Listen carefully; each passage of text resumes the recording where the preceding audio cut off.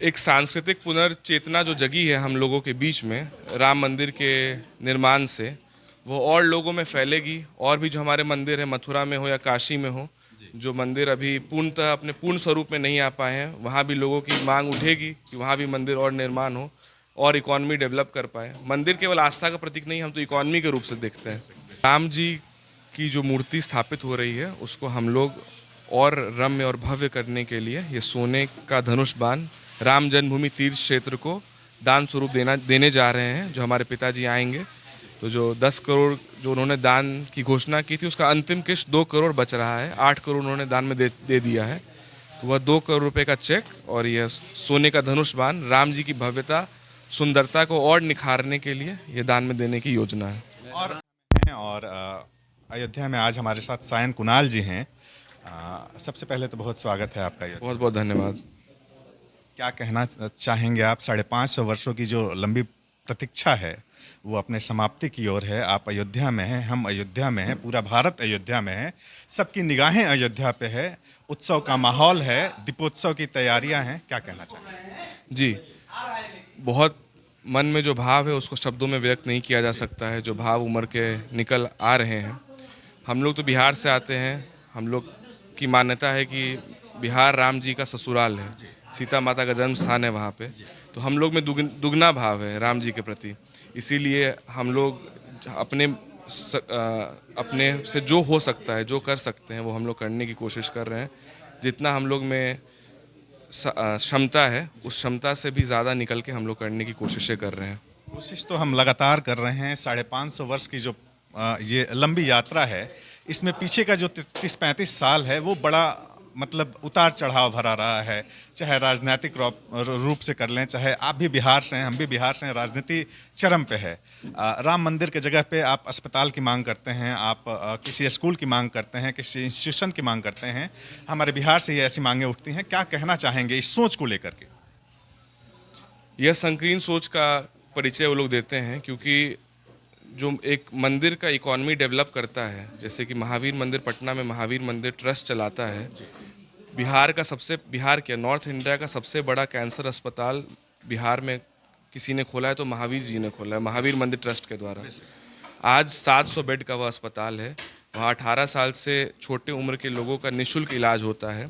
उसके ऊपर भी जो लोग होते हैं उनसे बहुत कम पैसे में, जो जितना मेंटेनेंस हो पाए अस्पताल का, उतना पैसा लिया जाता है।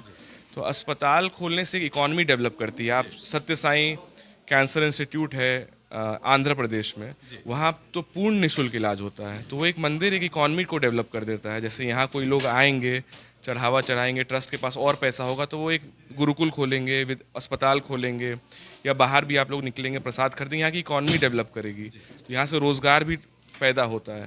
तो ये लोग संकीर्ण सोच से घिरे रहते हैं। उनकी राजनीतिक कुछ मजबूरियाँ रहती हैं कि वो इसकी तारीफ़ नहीं कर सकते, लेकिन अंदर अंदर वो भी जानते हैं कि मंदिर से क्या हो सकता है। और क्या, आप वेटिकन सिटी जाइए, कितना बड़ा टूरिज़्म का इकॉनमी डेवलप किया है।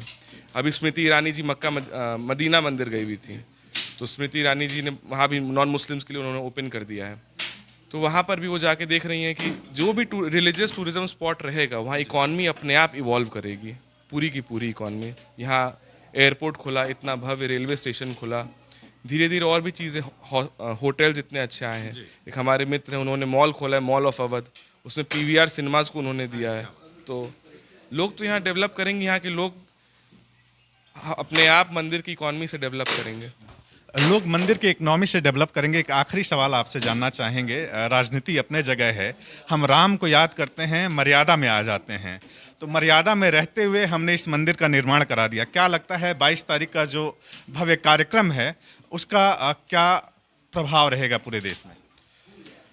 एक सांस्कृतिक पुनर्चेतना जो जगी है हम लोगों के बीच में राम मंदिर के निर्माण से, वो और लोगों में फैलेगी। और भी जो हमारे मंदिर है, मथुरा में हो या काशी में हो, जो मंदिर अभी पूर्णतः अपने पूर्ण स्वरूप में नहीं आ पाए हैं, वहाँ भी लोगों की मांग उठेगी कि वहाँ भी मंदिर और निर्माण हो और इकॉनमी डेवलप कर पाए। मंदिर केवल आस्था का प्रतीक नहीं, हम तो इकॉनमी के रूप से देखते हैं।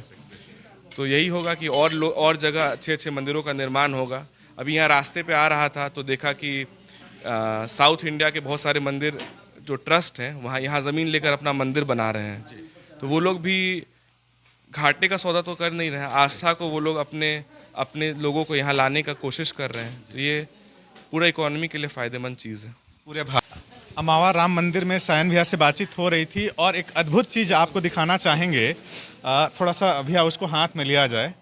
ये थोड़ा सा इसके बारे में बताएं हमारे दर्शकों को। राम जी की जो मूर्ति स्थापित हो रही है उसको हम लोग और रम्य और भव्य करने के लिए ये सोने का धनुष बाण राम जन्मभूमि तीर्थ क्षेत्र को दान स्वरूप देने जा रहे हैं। जो हमारे पिताजी आएंगे तो जो 10 करोड़ जो उन्होंने दान की घोषणा की थी उसका अंतिम किश्त 2 करोड़ बच रहा है। 8 करोड़ उन्होंने दान में दे दिया है। तो वह 2 करोड़ रुपए का चेक और यह सोने का धनुष बाण राम जी की भव्यता सुंदरता को और निखारने के लिए ये दान में देने की योजना है। और क्या लाए हैं इसके साथ आप उपहार के? हम उपहार के रूप में पहले से जैसे घोषणा थी, क्योंकि माना जाता है कि बिहार राम जी का ससुराल रहा है, तो पान पान और जो वहाँ के उनके लिए वस्त्र है। जैसे कोई भी अपने आराध्य के हम लोग ससुराल से आते हैं तो एक वस्त्र और पान देने की योजना है जो एक उपहार स्वरूप दिया जाएगा। उसके साथ ही यह सोने का धनुष बाण दिया जाएगा। सोने का धनुष बाण जो है वो मंदिर में जो रामलला की मूर्ति विराजित होगी उसके साथ इसको दिया जाएगा।